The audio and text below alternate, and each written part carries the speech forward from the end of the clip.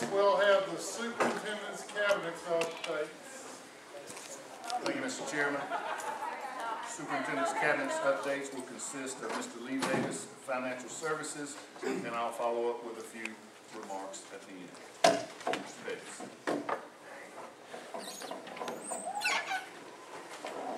Good evening, Chairman McBrayer, Superintendent Alter, members of the board. Office of Financial Services has 4 financial reports for you today, or this evening. And the first one will be our general fund. And we did do the preliminary financial report last week. The other 3 reports will be new.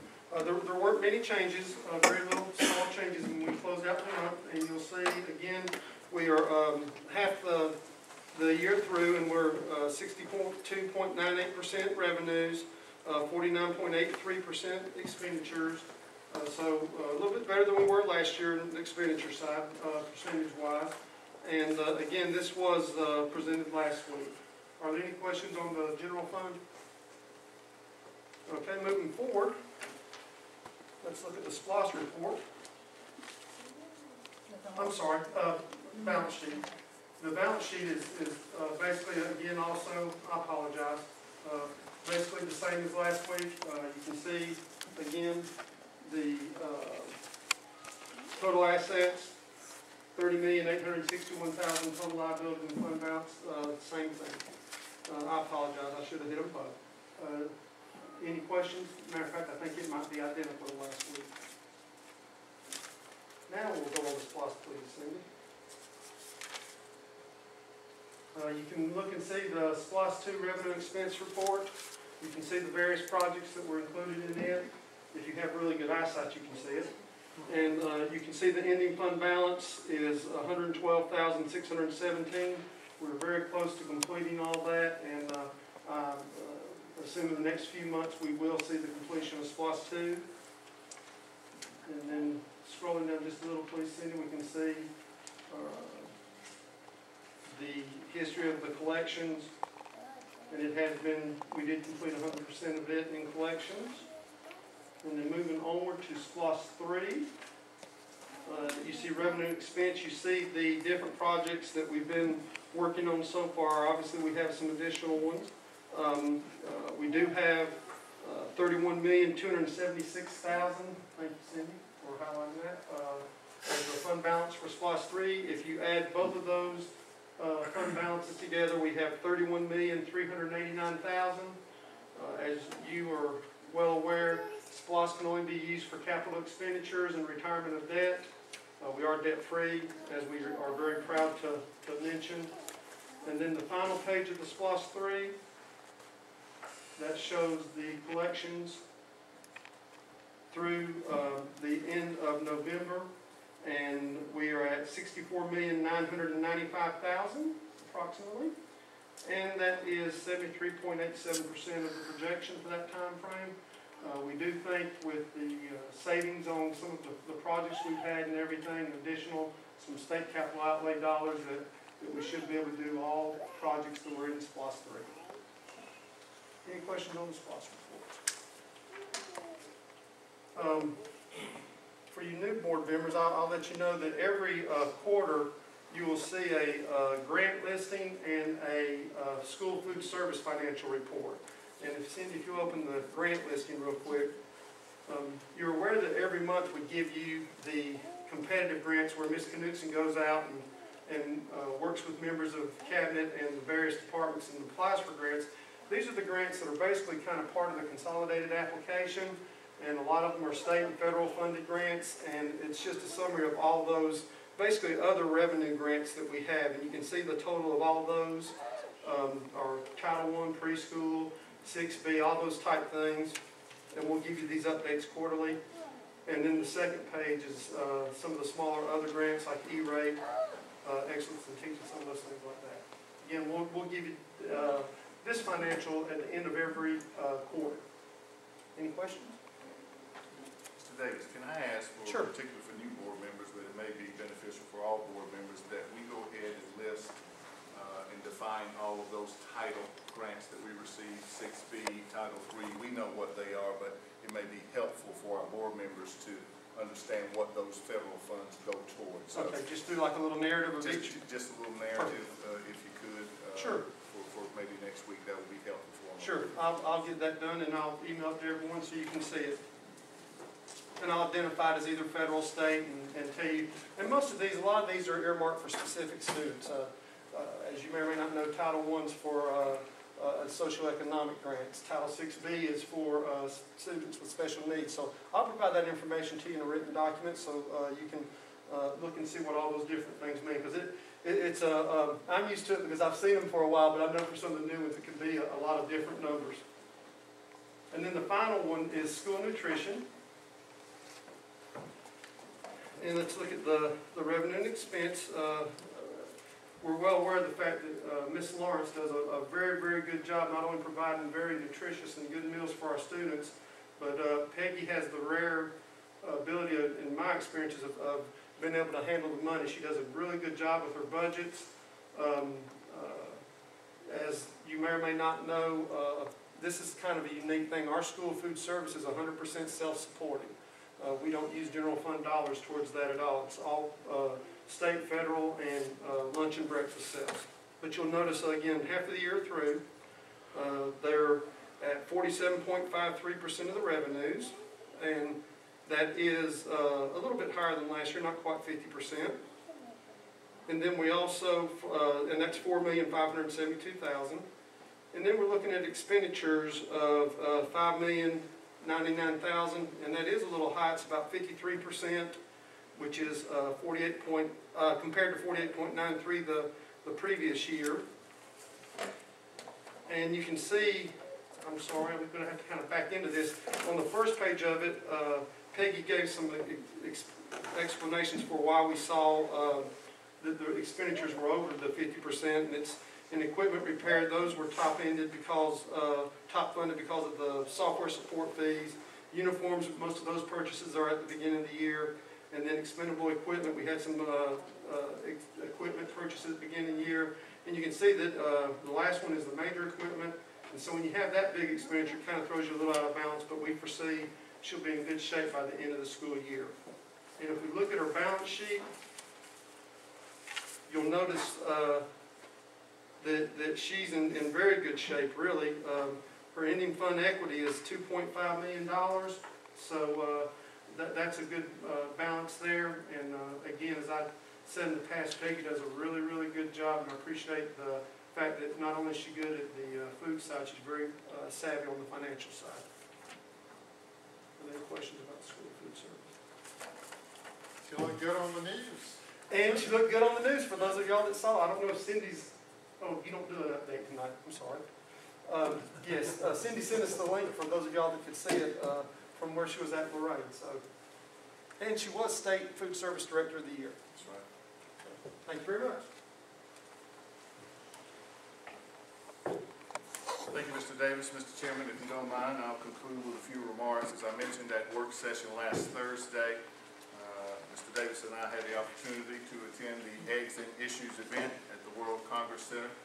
Our purpose was to certainly hear firsthand from the governor and the lieutenant governor and other dignitaries about local legislation that would perhaps affect education and some of the things that could be in the pipeline for discussions. Unfortunately, we were disappointed. While it was an event in which we networked and saw a lot of our legislators and the state superintendent, and certainly had some conversations about what possibly would be coming, the governor's speech did not delve into educational issues very much at all. I have been monitoring, Mr. Davis helps me monitor legislative bills that are on the docket. Some of the things dealing with school safety are certainly top of mind at this point in time, but as they move forward, we will keep you posted as to how they may affect us here locally. But at this point in time, many of those are continuing to be in committee or in conversation. In addition, yesterday was a busy day. We certainly had early morning with Eggs and Issues, but last night we had the City of Conyers, Mayor Mills presented the State of the City presentation. Ms. Young and Mr. McBrayer were in attendance as well as many of our community members. I certainly wanted to hear where we were with regards to the city and some of the things that are happening throughout our city and county, but the main thing I wanted to do was show a sign of support. Part of our strategic plan requires that we strengthen our partnerships with both city and county officials, and that's certainly what I wanted to do, is show our sign of support for our city government, but also our county governments as well. So that was well attended and well appreciated from the mayor as he communicated to me. Also do realize we have proactive preparations for inclement weather tonight. Dr. Brundage and Mr. Booty will be monitoring road conditions.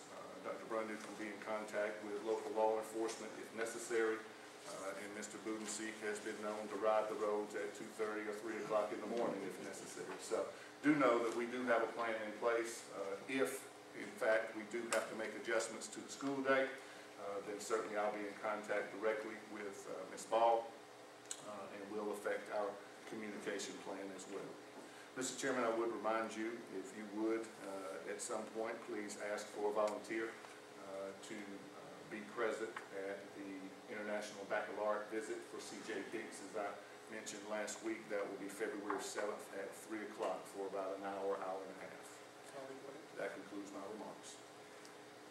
Thank you, Mr. Autry. Next, we have had a chance to look at the minutes from last month.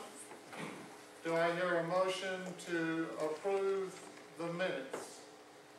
So moved. Second. Mr. Barksdale, second, Ms. Young, is that correct? All in favor, raise your hand. 7-4, none opposed. There is no old business. New business, we have a consent agenda, of which we will be voting on certified allotments, staffing points, and personnel. Do I hear a motion that we approve the consent agenda? So moved. Second. Ms. Young, Mr. Smith, second. All in favor, raise your hand. 7-4, none opposed. New business, Mr. Autry.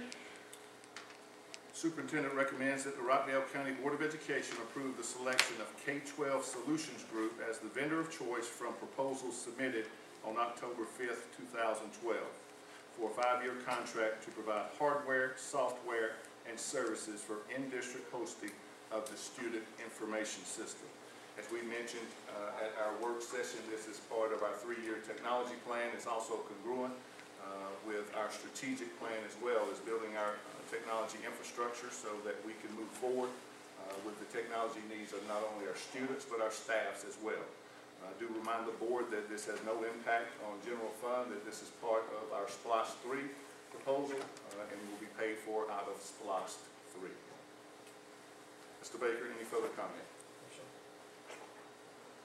Do I hear a motion to approve the recommendation by our superintendent? I'd like to move to discuss. Okay. Ms. Barr? I'm just trying to understand, I understand what the student information system is. How does that feed up to the state? Mr. Baker? Ma'am, we report data to the state through data uploads, and the student information system has to be compatible with the state protocols for reporting that data. So they work with the vendors to certify certain software for doing that. And it's like an import? Yes, ma'am. Okay. Some of this information, if I was reading this correctly, looks like it's quite extensive on discipline and perhaps mental health issues. How long does that information stay in the system and you can see it? Well, all of the information that's in our student information system is not uploaded to the state. Just state reporting points. And those have changed from year to year. So not everything that we capture and use for the operations of the system is automatically uploaded. Just those items that the state has for report. Now, I guess, how long does it stay in the system? And I'm just curious about the security and who sees that information and how long it's held. we back up our systems, so that we have that information and we maintain it, continually. Yes, ma'am. Security-wise, we all operate under, the laws of privacy that dictate all student records. So that only those professionals that have certified individuals and staff that have a need to observe are allowed to do that. Even in our coordination and cooperation with other agencies like law enforcement, we're very strict, and we train our staff to make sure that, for instance, from the student information system, we would only share a parent's contact information and address, but not the student record. Have we ever had any breaches? None to my knowledge. That's great. And certain, Gene is right as far that certain staff members on a need to know will have permissions to be able to access this information. This is not open to the public. Only directory information is open to the public. And in regards to maintaining records, we're required to maintain certain records for a number of years, and some of those for indefinitely. We still have students or now adults that come back for their records that were 30 years or 40 years or beyond that. So there's certain records that we have to maintain indefinitely. It stays in the district. It stays, yeah, we are the custodians of those records. Yes, absolutely. Thank you, Ms. Farr. Is there a need for any other discussion? I move we accept this recommendation and approve the contract. Second. Okay, who seconded? Katrina. Katrina, thank you. Okay, it's been, we have received a motion, it's been a second. All in favor, raise your hand. 7-4 and none opposed. So y'all still have my permanent record? I think you can. Well, I don't, Yours is in Some of stone those because have- they had chisels then. We're talking about students. some of those have deteriorated, Mr. Barksdale. Is there any need for discussion? There's no executive session, is that right, That is Mr. correct. Superintendent? That is correct. Move we adjourn. Mr. Second. Rockdale moved, we adjourn. That one in, man. I told her she couldn't drive. Would you want to go back to